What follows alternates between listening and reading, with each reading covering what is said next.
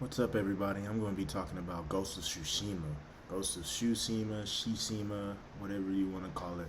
I'm pretty sure that it's Tsushima, as that's what it's been pronounced in the game, and that's what many of the non playable characters in the game have referred to the island.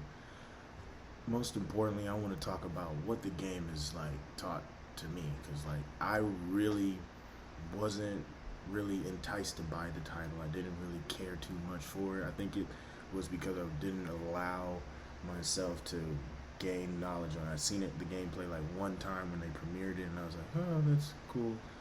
Okay. So I was playing Call of Duty and just got bored and just looked off and seen this new thing, and I for some reason I gave it a try, downloaded it, and it came on. And I think what sold me was how good the graphics are. And I knew that it would be a long experience, and familiarity with Assassin's Creed in a type of way made me be more comfortable with the decision. So I purchased the game, and as soon as I got it and I started that first mission, it's like a first mission where it's a beach invasion when the Mongols come in. So if you don't know history of Tsushima, uh, that history has a lot to do with the Mongol invasion coming into that island, which is supposed to be a staging front for an inevitable invasion of the mainland of Japan. So Kublai Khan is a descendant of Genghis Khan. He is the grandson of him. So these are very proud warriors, and they're emperors. They take, they burn, and then they move on.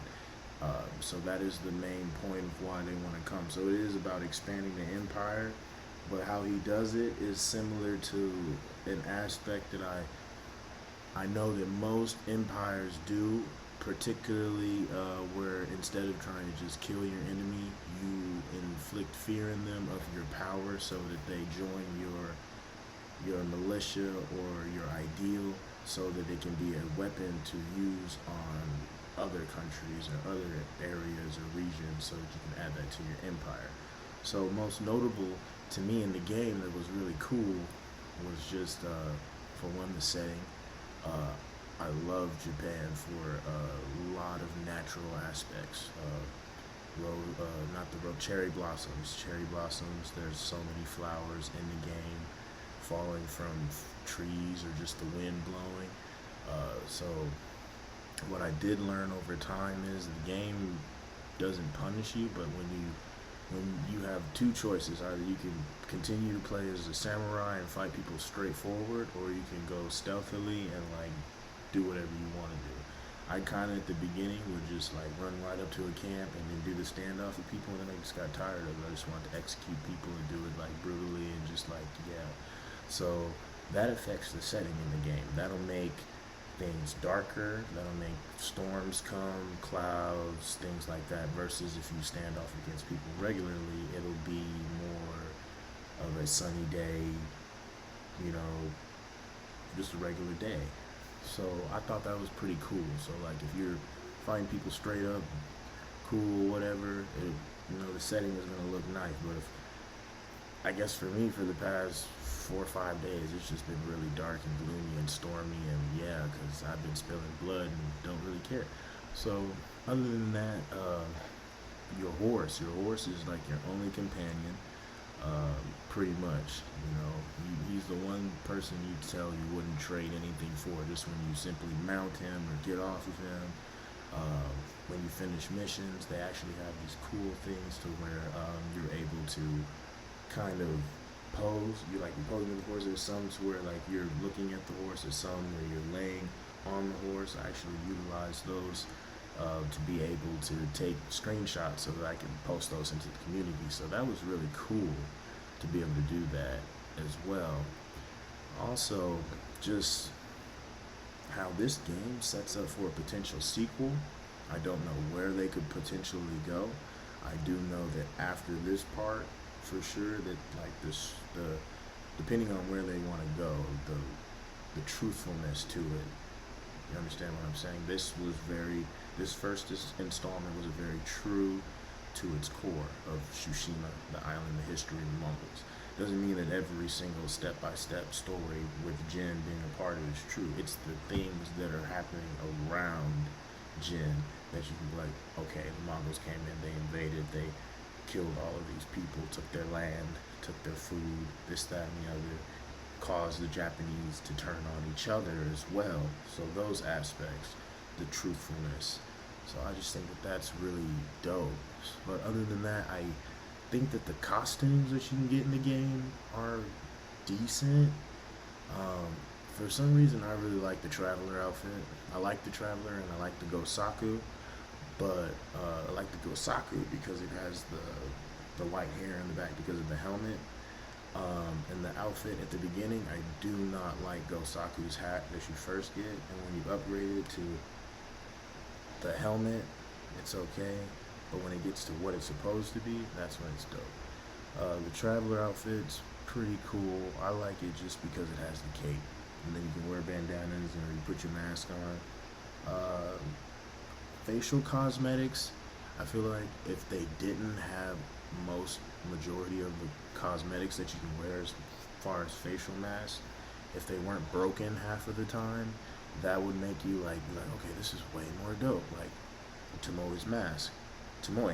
A lot of people say Tomoe. Tomoe. So her mask is broken. Plenty of other masks are broken that you find around the game that you just find if you set up in your settings through your skill tree so that you can be able to identify these objects or be navigated towards them. Because I think what's really cool about the game is like it's so realistic to where like there's no map, you know? So like you can push start to view your map, but I mean like as far as on the game screen, there's no map in the corner.